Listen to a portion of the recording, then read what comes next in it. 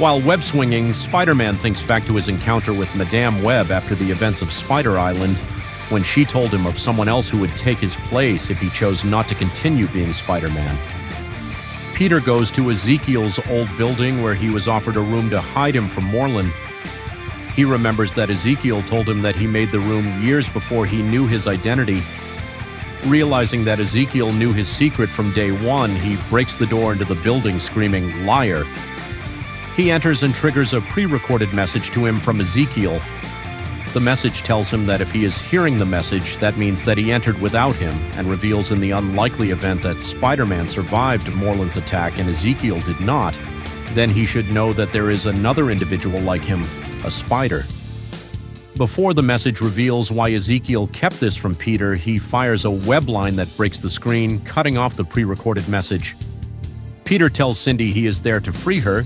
She tries to warn him that Morlun will come if he does. Peter, knowing Morlun is gone, opens the sealed door. Cindy is initially upset and promptly attacks Spider-Man for dooming them to Morlun's attacks.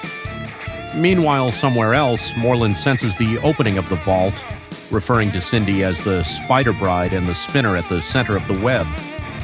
Morlun then vows that a great hunt would begin. Spider-Man is still under assault from Cindy, who is displaying superior speed and spider sense, but lacking in strength. She reveals Morlun will know of her existence and that he would devour their brothers and sisters. Peter reveals Morlun is dead and that Cindy is now free. When she prepares to head outside, Spider-Man reminds her not to be seen using her powers, and so she creates a costume out of spider webs, then tells Spider-Man to call her Silk. As she swings away, Spider-Man has a hard time keeping up. The Black Cat is in Parker Industries, making a record of all the tech they are currently producing. However, she doesn't understand them and opts to steal someone who does. Sajani has had enough of Peter's constant disappearances and vows to make Peter see how he deals with everything without her help. The Black Cat then pulls her away, commenting on her perfect timing. Spider-Man is still following Silk, but realizes his spider sense is drawing him towards her and not steering him away from danger. Silk arrives at her former home and realizes they moved away, with Spider-Man promising to help find her family again. Cindy asks when Morlun died, and when Peter reveals he died twice, she is angered and attacks him again.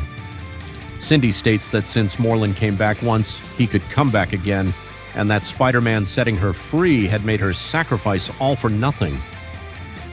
Spider-Man tries to move away, but she pulls him back with a web line and tells him they're all in danger. She asks him whether he can feel it, and Spider-Man realizes his spider sense is out of control, screaming inside his head and running through his veins, the likes of which he has never felt before. Silk pulls up his mask and they kiss. Meanwhile, Peter and Cindy are giving in to their primal urges of desire until Cindy tries to take off his mask.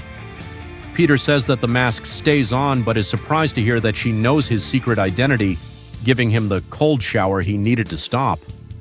They both reflect on what's happening, with Peter thinking that maybe it was a mistake to set Cindy free, but she replies that the damage is done already and she doesn't want to return, eager to see the world she missed for 10 years. Even telling him that he was the first person she kissed in all those years. On another part of the city, J. Jonah Jameson is preparing for his first appearance in the Fact Channel as an official anchor, only to be told that he's being bumped from the first segment, which is an interview to promote the upstarting company Parker Industries, since his father is the company's main investor and the CEO is his stepbrother Peter.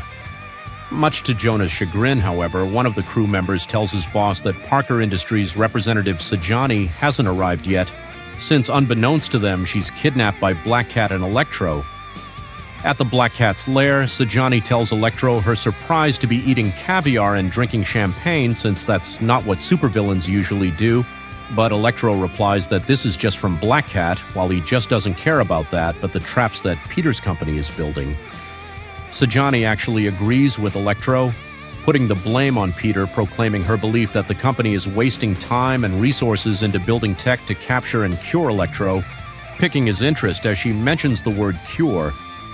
Meanwhile, in an abandoned warehouse, Mr. Negative and Phil Urich now leading the remnants of the Goblin Underground as the self-proclaimed new Goblin King, are waiting for the eel to arrive in order to divide the criminal underground after Osborn's downfall, but they are stunned by seeing the eel crashing into the place from a window.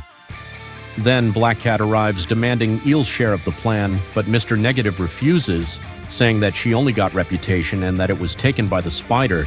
She reminds him of how he was exposed as Martin Lee and says that they have one thing in common. They were all publicly outed by Spider-Man, but she'll succeed where they failed in the goal of defeating him. Anna Maria arrives back into the apartment, only to find out that Peter is now making out with Silk on the ceiling. After Silk confronts her and then calms down, Anna Maria reveals that since Sajani is missing, Peter must go to the Fact Channel to make the announcement from Parker Industries. Peter tries to avoid it, but finally gives in.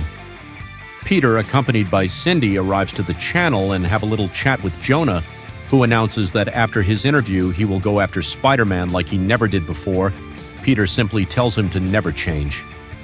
Once the interview starts, Jay Sr. and Aunt May watch him on TV while he talks about the company's plans to create the most advanced supervillain prison, but then he's warned by Cindy about the impending danger, which Peter's spider sense catches a bit later due to the fact that Cindy's spider sense is more advanced.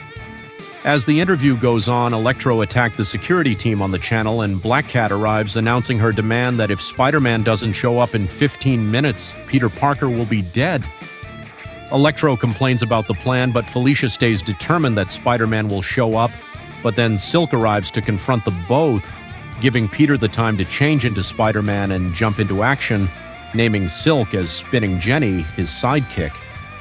As Silk battles against Electro and Peter deals with Black Cat, Jonah remains on the channel, forcing the cameraman to film the action. Peter tries to convince Felicia to stop, even while she doesn't believe his story of being mind-swapped. Electro fails to stop Silk, but Felicia managed to use her bad luck powers to deviate one of Electro's bolts hitting Spider-Man, knocking him down in the process.